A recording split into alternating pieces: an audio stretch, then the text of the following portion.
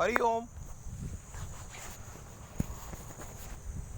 Knowledge plus में हम सभी विद्यार्थियों का स्वागत करते हैं। आज हरि ओम एस्ट्रोलॉजी क्लास नंबर 319 के अंदर आज हम बात कर रहे हैं सूर्य ग्रह के बारे में और शनि ग्रह के बारे में। प्रयास करेंगे कि सूर्य ग्रह और शनि ग्रह के बारे में कुछ बताया जाए। हर बार नॉन टेक्निकल तरीके से ही हमने शुरुआत की थी कि आपको टेक्निकल तरीके से एस्ट्रोलॉजी के बेसिक्स सिखाए जाएं, और हमने शुरुआत में आपको एक बेसिक स्ट्रक्चर के माध्यम से सब कुछ सिखाया भी। अगर आप एस्ट्रोलॉजी को सिस्टमेटिक वे में सीखना चाहते हैं तो हमारी हरिओम नॉलेज प्लस की प्लेलिस्ट के माध्यम से सिस्टमेटिक वे में एस्ट्रोलॉजी के कंसेप्ट सीख सकते हैं। बेसिक कंसेप्ट सीखने के बाद एक टॉक जब सीख लें कुछ या फिर एस्ट्रोलॉजी के बारे में जानना चाहें तो हमारी एस्ट्रोलॉजी की टॉक नंबर 313 के अंदर हमने बताया कि एस्ट्रोलॉजी को सीखने से पहले ये 3 बातें आपको पता होनी चाहिए, वो आप उस टॉक में सीख लें। अब आज इस टॉक के अंदर सूर्य ग्रह के बारे में और शनि के बारे में बता रहे। मीन्स सूर्य ग्रह बाय डिफॉल्ट जो एक शब्द है जो है बाय डिफॉल्ट, ये शब्द इतना इम्पोर्टेंट है, हमारे जीवन में भी बड़ा इम्पोर्टेंट है और एस्ट्रोलॉजी में भी बाय डिफॉल्ट जो शब्द है इसका मतलब है कि स्वाभाविक रूप से कोई प्लैनेट किसी चीज़ का मालिक बन जाए। कोई भी चीज़ अगर इस संसार में we are creating anything in this world with the help of Surya. यदि सूर्य हम पे कृपा करेगा तो ही हम कोई चीज़ क्रिएट कर पाएंगे, क्योंकि 5वें भाव का जो मालिक है वो सूर्य बना बाय डिफॉल्ट। इसी तरह से किसी कर्म को अगर करना है, कर्म करने की पहली रिक्वायरमेंट है मेहनत करने से जो घबराएगा। मेहनत करने से जो घबराएगा इस दुनिया में कभी भी महान नहीं बन पाएगा। मेहनत का जो डिपार्टमेंट है, कर्म का जो डिपार्टमेंट है, वो डिपार्टमेंट जो है शनि के पास है। और कर्म के डिपार्टमेंट के साथ जुड़ा हुआ एक डिपार्टमेंट और है जिससे हमें कर्म का इनाम मिलता है, वो डिपार्टमेंट भी बाय डिफॉल्ट शनि के पास है। तो सूर्य के पास डिपार्टमेंट है क्रिएट करने का, सोल के एंड पर चीज़ों को क्रिएट करना, और शनि के पास डिपार्टमेंट है कर्म करने का। और शनि के पास कर्म के अलावा जो लाभ है, जो रिजल्ट है, उसका डिपार्टमेंट भी है। दोनों डिपार्टमेंट शनि के पास। तो कहने का पर्पस यह है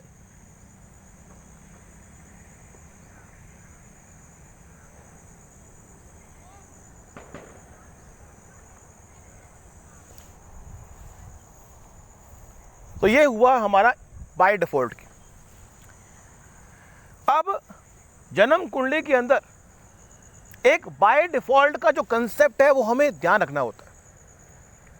दूसरा कंसेप्ट जो है कि हमें D1 कुंडली में देखना होता है कि सूर्य जो है किस डिपार्टमेंट का मालिक बना।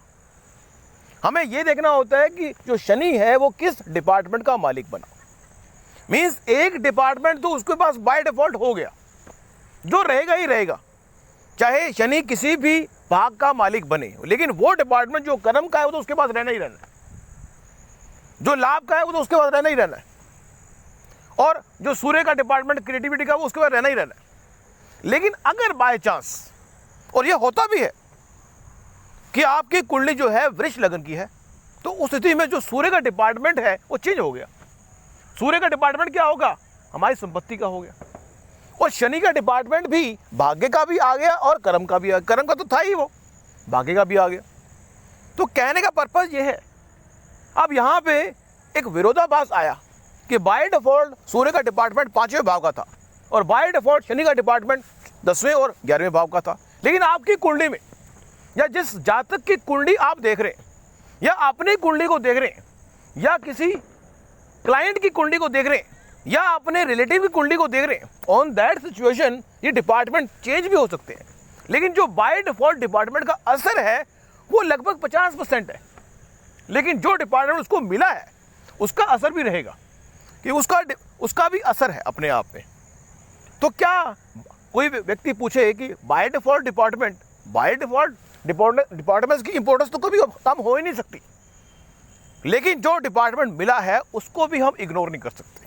जो आपकी कुंडली में मिला है, मीन्स यदि सूर्य को वृष लगन की कुंडली है, वृष लगन की कुंडली के अंदर सूर्य को अगर चौथे भाव का डिपार्टमेंट मिल गया तो पूरी लाइफ में जो सूर्य भगवान है वो आपकी कार के, बंगले के, स्कूटर के रिस्पॉन्सिबिलिटी ले रही। अगर इसी तरह से यदि शनि के बारे में बात करें, भाग्य का डिपार्टमेंट, भाग्य के संबंध में लोगों के अलग अलग विचारधारा है भाग्य के संबंध में, और इसके बारे में हम एक टॉक देंगे। हमने हरिओम अनमोल वचन में टॉक दिया है कि भाग्य क्या है। हमारे जो कर्म हैं वो 3 तरह से डिफाइन होते हैं, उसके बारे में टॉक दिया है, उसको आप जरूर सुने। हरिओम अनमोल वचन की जो टॉक है, हरिओम अनमोल वचन की जो टॉक हरिओम नॉलेज प्लस के माध्यम से एक बड़ा ज़बरदस्त स्टफ है जो आपको मोटिवेट करता है कि आप अपने जीवन में वो कर पाएँ जो आप करने के लिए बेताब हैं और उनको प्राप्त कर पाएँ। तो वो स्टफ भी आप वहाँ से देख सकते हैं। लेकिन एक प्ले लिस्ट है, उस पर आप जाएंगे और आपको अलग अलग वीडियो आपको देखने को मिलेगी, और अलग वीडियो में अलग अलग कंसेप्ट बताए गए हैं। अलग से कोई प्ले लिस्ट के माध्यम से भी उस प्ले लिस्ट में वो दिया वो ऐसा नहीं है, थोड़ा सा चेकआउट आपको करना पड़ेगा, थोड़ी मेहनत करनी पड़ेगी। तो यहाँ पे हमने दूसरा कंसेप्ट बताया, एक बाय डिफॉल्ट और एक दूसरा कि कुंडली में सूर्य और शनि किस भाग के डिपार्टमेंट के मालिक बने। अब यहाँ पे एक तीसरे कंसेप्ट को भी देखने का जो कंसेप्ट बात करते हैं वो है गोचर। जन्म कुंडली जब बनती है तो एक स्पेसिफिक गोचर की पिक्चर को क्लिक कर दिया। हम चाहते हैं कि हम सुंदर दिखें, हमने अपनी फोटो खींची, यूट्यूब पर, फेसबुक पर, व्हाट्सएप पर डाल दी, लोगों ने हमें पसंद किया, हमारी एक स्टिल पिक्चर है। उसी तरह से जन्म कुंडली इज ए स्टिल पिक्चर, और स्टिल पिक्चर के अंदर जो व्यक्ति जहाँ पे था, मूवमेंट हो रही थी, स्टिल पिक्चर आ गई तो मूवमेंट का असर नहीं आएगा। वो वीडियो नहीं है, वो ऑडियो है। तो वो स्टिल पिक्चर में जो प्लैनेट जहाँ पे होगा वहीं पे रहेगा। तो कहने का पर्पज ये है कि स्टिल पिक्चर हमने देखी तो वृष लगन की बन गई। अब वृष लगन की स्टिल पिक्चर बनी तो दूसरा कंसेप्ट बता दिया कि 4th भाव का मालिक सूर्य बन गया, और 10th भाव का मालिक शनि बन गया, और 9th भाव का मालिक भी शनि बन गया। अब तीसरे कंसेप्ट पे आते हैं, वो है गोचर का, कि सूर्य जो गोचर करता है वो 1 महीने का गोचर है उसका। मीन्स सूर्य जो है वो 12 सालों के अंदर अपने प्रकाश को अलग अलग भावों में प्रकाशित करता है। और हमने अपनी टॉक में बताया था कि सूर्य जिस भाव में भी बैठता है वहाँ पे वो प्रकाश है, बल्ब है, वो प्रकाश का बल्ब है, वो जला देगा जिस भाव में बैठेगा। वो बाय डिफॉल्ट उस भाव में आप चीज़ों को छुपाने का अधिकार नहीं रख रहे।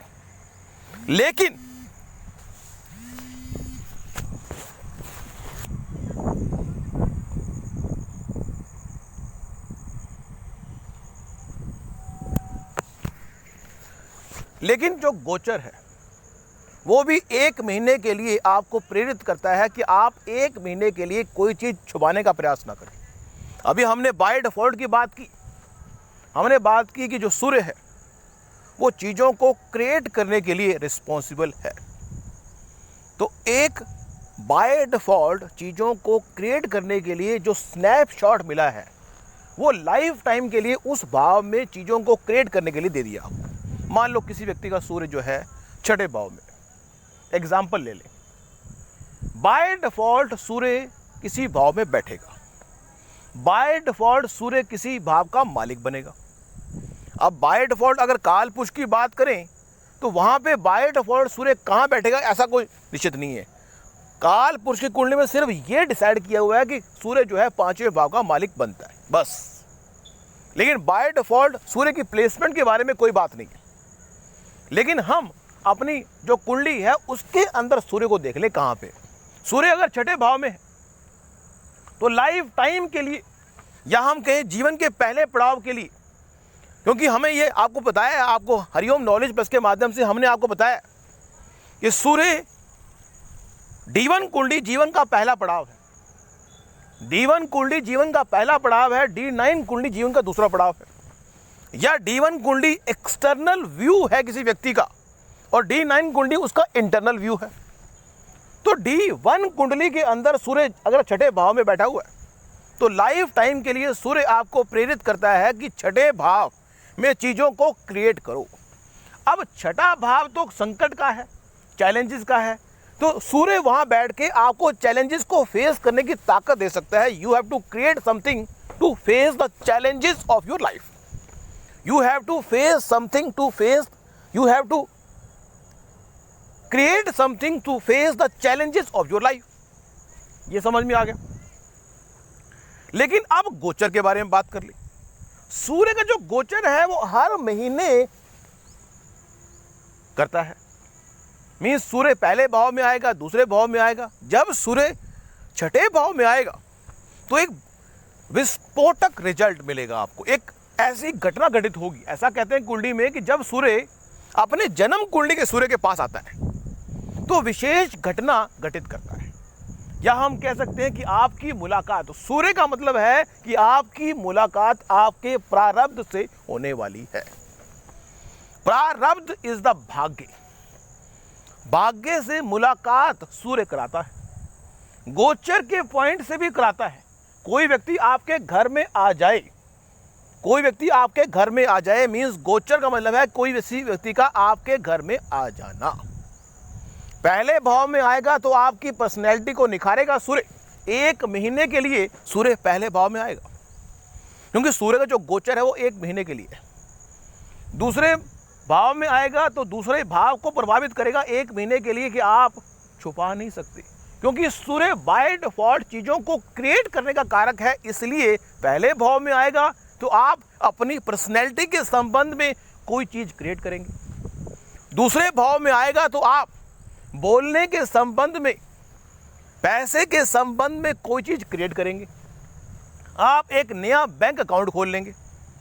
तीसरे भाव में आएगा तो आप प्रयास करेंगे कि आप मेहनत करेंगे तो लोगों को पता लगेगा कि आप मेहनत कर रहे हैं, क्योंकि अगर सूर्य प्रकाश में आप कोई काम करेंगे तो लोगों को पता लगेगा कि आप कुछ कर रहे हैं। चौथे भाव में सूर्य आएगा तो पता लगेगा कि आप मन की शांति प्राप्त करने के लिए कार, बंगला, स्कूटर के लिए कुछ एफर्ट करेंगे तो लोगों को पता लगेगा।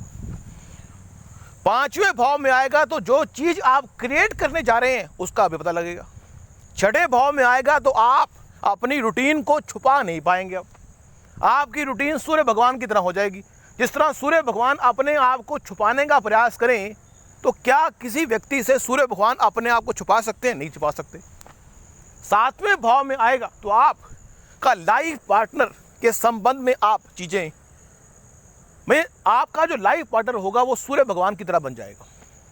8वें भाव में आएगा तो आप सीक्रेट को छुपा नहीं सकते। जो रहस्य हैं वो उजागर हो जाएंगे 1 महीने के अंदर अंदर। 9वें भाव में सूर्य भगवान आएंगे तो आप गुरु से हो जाएगी आपकी मुलाकात, क्योंकि सूर्य भगवान जो है वो आपके पास्ट कर्मा है, क्योंकि वो बाय डिफॉल्ट 5वें भाव का मालिक है। इसलिए पास्ट कर्मों का इफेक्ट आ जाएगा। मीन्स अगर पहले भाव में हो गए तो पास्ट के कर्मों की वजह से आपकी पर्सनैलिटी डेवलप होगी। ये बाय डिफॉल्ट का लॉजिक आप भूल नहीं सकते।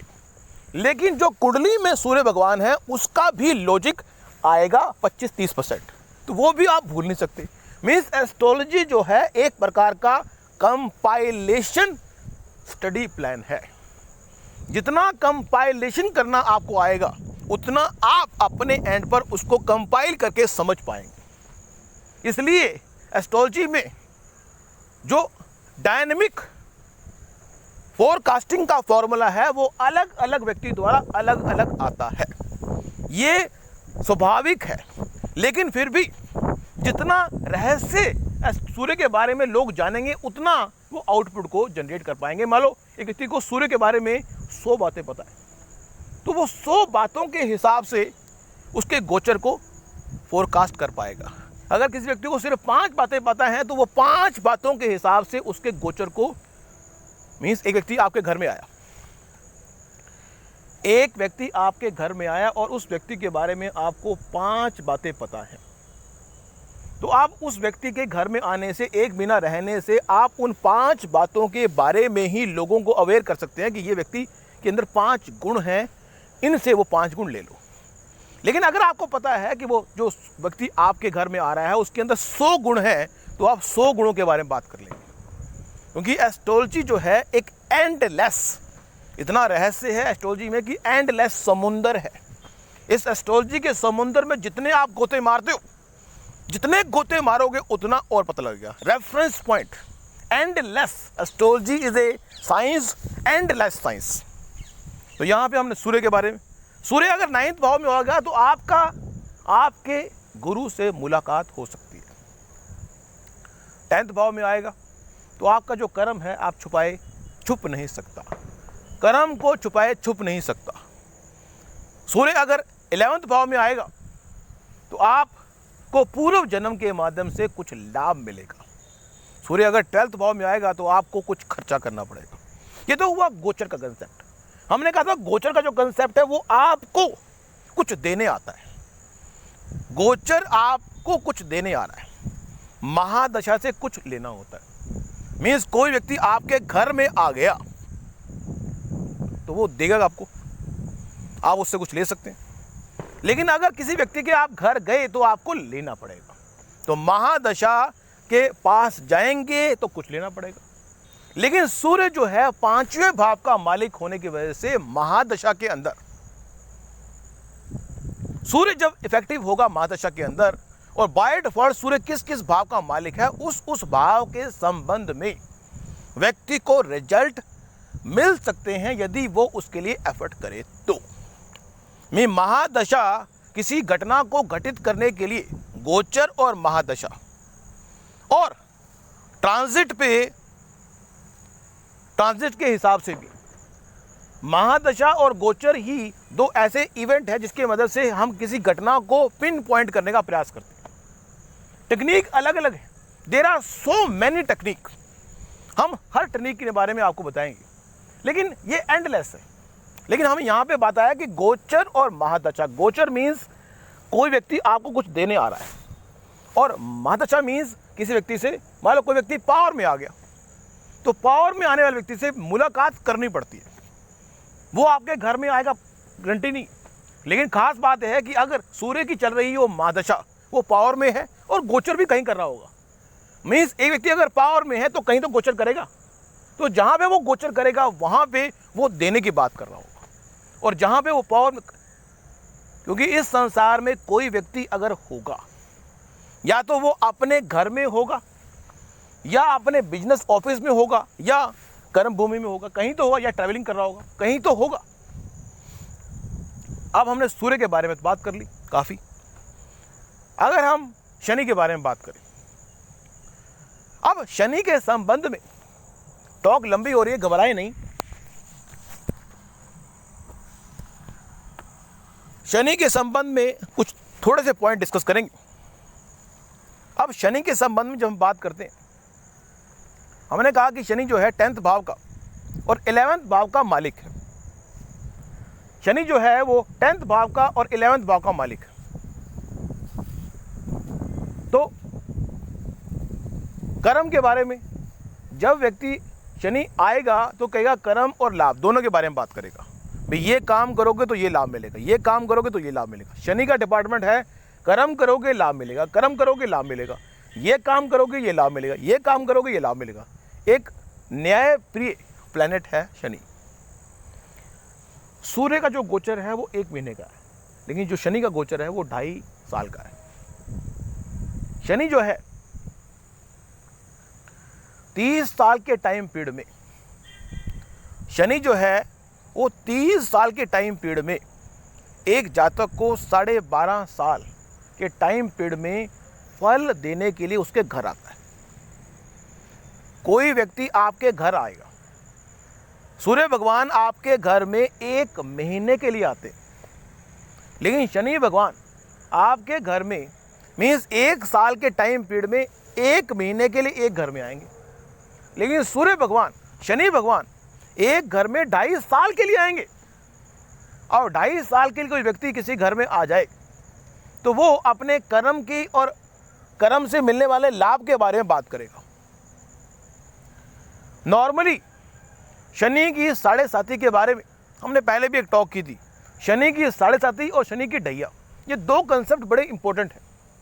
शनि की 7.5 तो बिल्कुल आसान है कि आप अपनी जन्म कुंडली, चंद्र कुंडली को बना लें और चंद्र कुंडली के हिसाब से जब भी शनि चंद्रमा से 12वें भाव में, चंद्रमा के घर में या चंद्रमा से दूसरे घर में आएगा तो शनि की 7.5 लग जाएगी।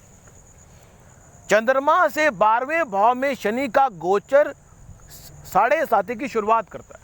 यदि आपकी चंद्र कुंडली बनी हुई है, चंद्र कुंडली मान लो आगे मेष लगन की है, तो इसका मतलब है कि शनि चंद्र कुंडली के 12वां भाव का मतलब यह है कि मीन लगन, मीन जो है राशि वाला भाव बन गया।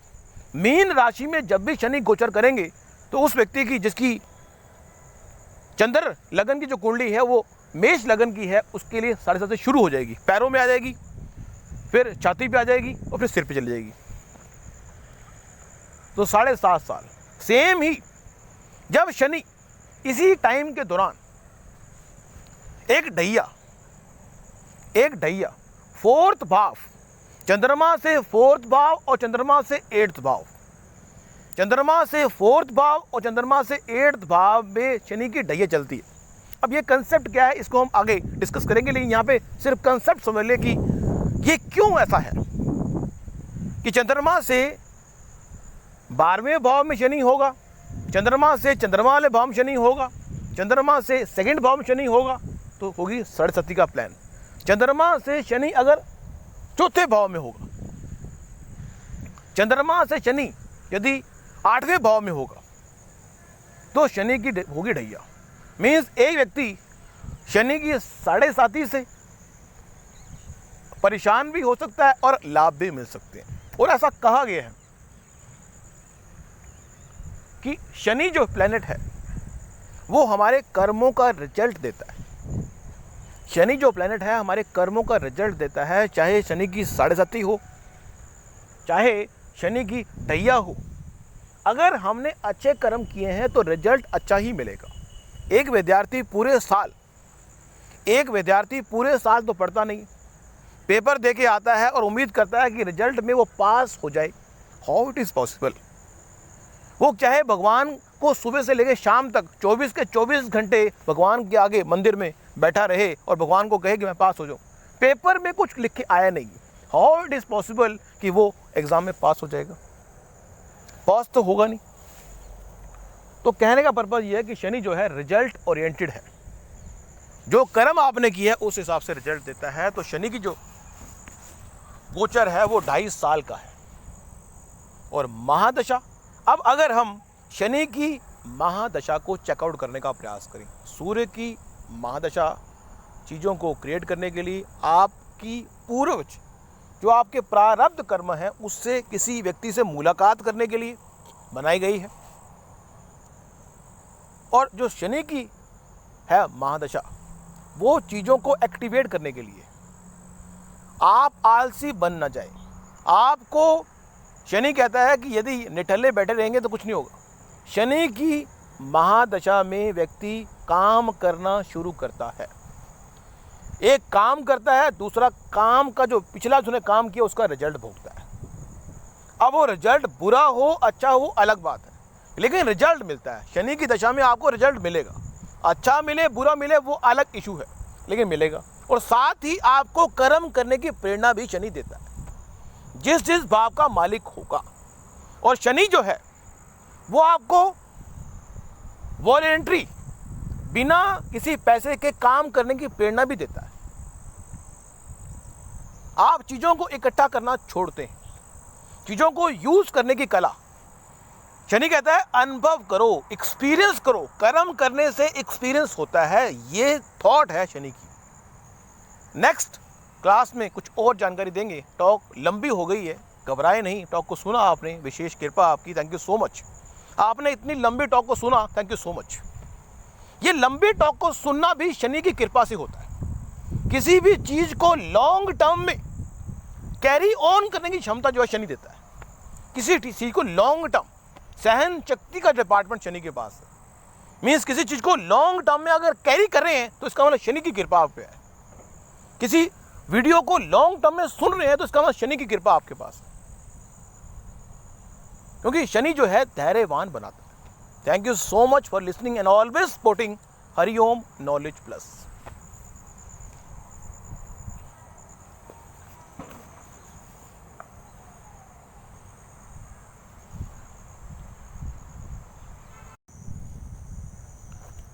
हरिओम।